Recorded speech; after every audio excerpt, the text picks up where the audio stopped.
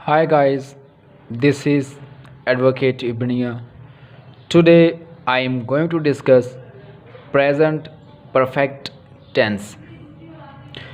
आज हम present perfect tense को इन डिटेल पढ़ेंगे। सबसे पहले हम इसके स्ट्रक्चर को देखेंगे कि इसकी बनावट किस तरह है और इसके बाद हम इसके जो कुल यूज़ हैं उनको इन डिटेल डिस्कस करेंगे। सबसे पहले इसका स्ट्रक्चर देखते हैं। स्ट्रक्चर के अंदर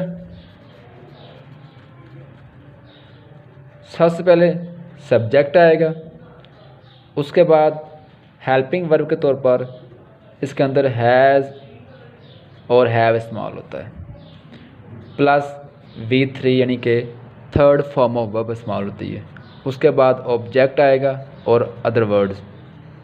ये आपका सेंटेंस मुकम्मल है।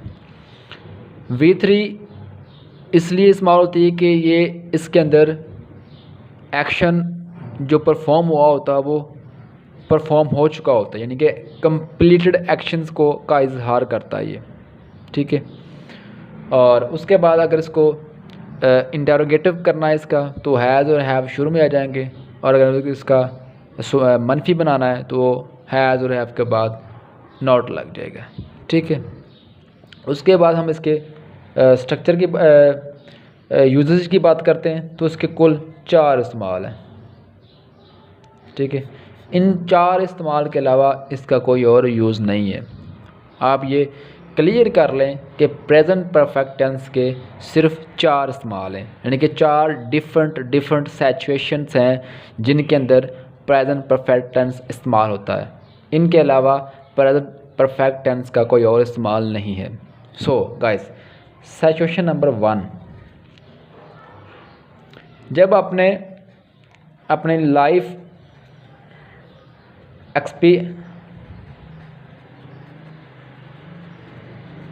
लाइफ एक्सपीरियंसेस का इजहार करना हो एंड अचीवमेंट्स,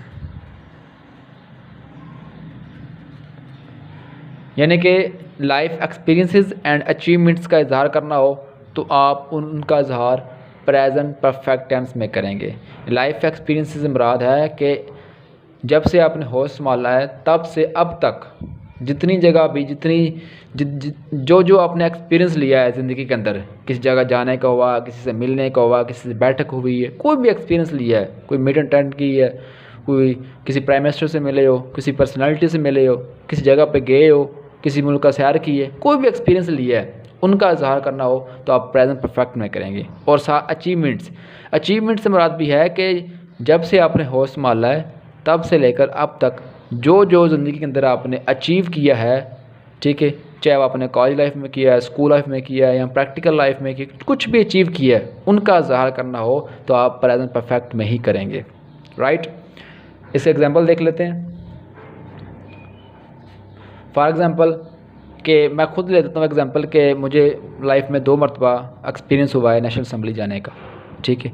तो उसी का एग्जांपल बना लेते हैं कि I have visited national assembly.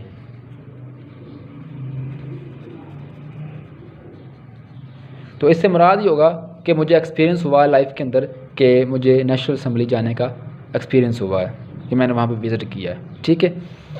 और अगर हम उसको अचीवमेंट्स की एग्जांपल लें तो कोई बंदा है, he has won many competitions in his school life, ठीक हो गया। तो ये इसकी सूटेबल एग्जांपल्स हैं। इसके अलावा आप खुद से प्रैक्टिस इसी के हिसाब से इसी को कंसेप्ट्स को अंडरस्टैंड करते हुए खुद से एग्जांपल्स बना सकते हैं, राइट। तो इसका दूसरा इस्तेमाल कौन सा है? दूसरा इस्तेमाल का मतलब उसके अंदर सिचुएशन है कि रीसेंट एक्शंस। रीसेंट एक्शन से मुराद वो एक्शंस हैं जो अभी अभी रिसेंटली नियर पास्ट के अंदर मुकम्मल हुए हैं, उनका इजहार करना हो तो आप प्रेजेंट परफेक्ट में ही करेंगे। रिसेंटली अभी जस्ट अभी कोई एक्शन परफॉर्म हुआ है तो उसका इजहार करना हो तो आप प्रेजेंट परफेक्ट में करेंगे। ठीक, जैसे एग्जांपल,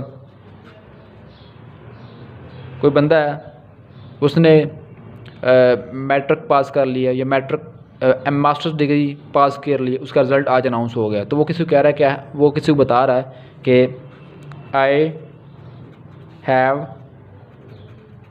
पास्ड माई मैट्रिक। ठीक है, यानी इसके अंदर सिर्फ ये बताना होता है कि अभी अभी कोई एक्शन मुकम्मल हुआ है, कब वो एक्शन शुरू हुआ था, कब वो ख़त्म हुआ, यानी कि स्पेसिफिक टाइम इसके अंदर नहीं बताया जाता। ठीक है, जैसे इसमें सिर्फ एक्शन परफॉर्म होने की बात होती है कि अभी कोई एक्शन परफॉर्म हुआ है। ठीक, तो ये इसकी सूटेबल एग्जांपल है। कोई आप खुद से भी ले सकते हैं कि जो आपने अभी अभी, जैसे कोई बंदा कोई बंदा फौत हो जाता है, कोई बंदा कोई पर्सनैलिटी है, कोई फेमस पर्सनैलिटी है, तो उसकी उसी वक्त हेडलाइन चलती होती है। अक्सर देखा होता है आपने, हेडलाइन चल रही होती है न्यूज़ के अंदर कि फ़लाँ बंदा हैज़ पास्ड। ठीक है, फ़लाँ बंदा हैज़ पास्ड हो गया, यानी कि वो दुनिया से चला गया, यानी अभी भी वो ऐसा एक्शन परफॉर्म हुआ है कि उसका जाने का अमल अभी भी मुकम्मल हुआ है।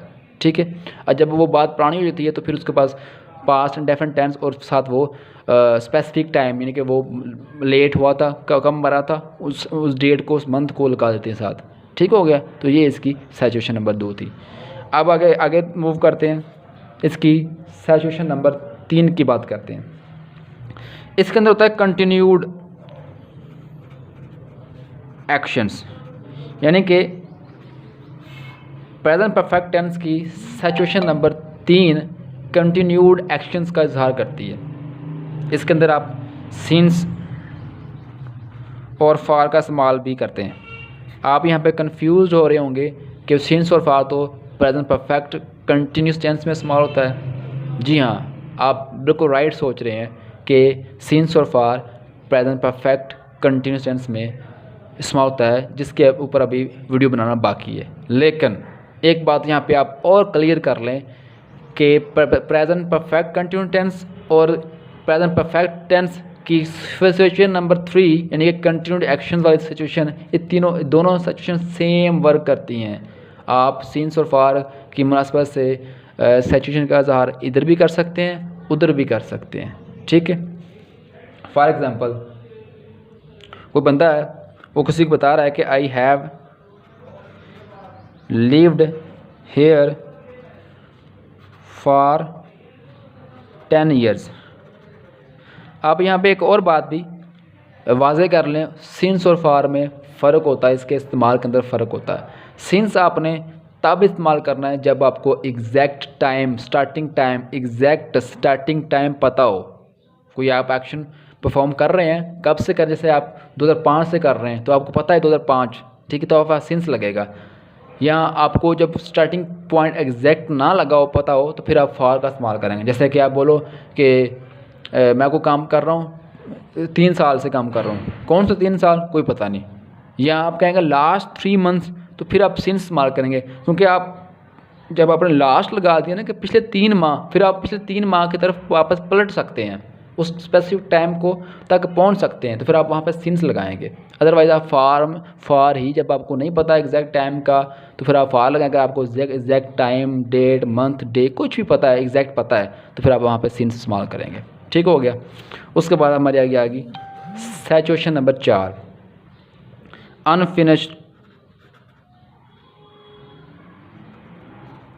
Unfinished time words.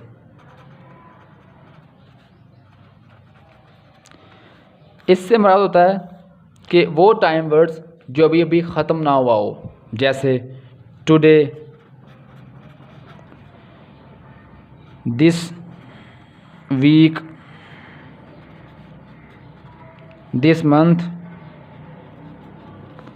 This year, this season, यानी कि दिस टुडे अभी ख़त्म तो नहीं हुआ,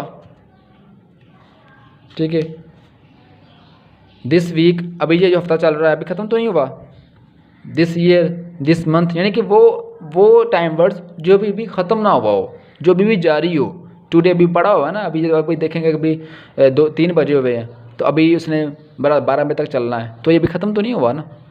इस तरह this week, this month, this year, this season, यानी कि इस तरह को टाइम वर्ड्स आ जाए, उसका इजहार करना हो, यानी कि लास्ट में आपने वो टाइम वर्ड्स शो करना हो अपनी बात के अंदर, तो फिर उसका इजहार आप प्रेजेंट परफेक्ट टेंस में करेंगे।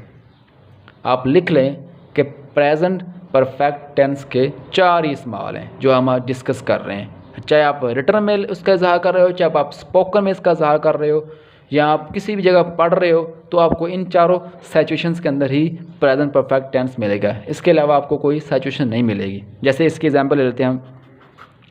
फॉर एग्जांपल कि कोई बंदा है, उसने ना बहुत ज़्यादा खर्च कर लिया इस मंथ, ठीक है, he has spent lot of money this week कर लेते आप।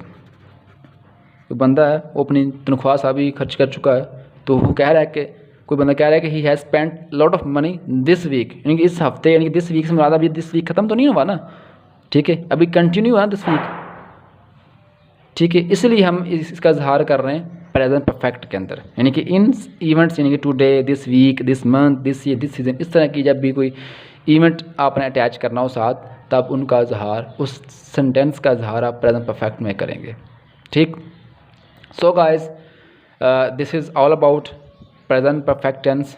अगर आपको ये वीडियो अच्छी लगी हो तो प्लीज़ इसको लाइक कीजिएगा, शेयर कीजिएगा एंड सब्सक्राइब कीजिएगा। अल्लाह हाफिज़।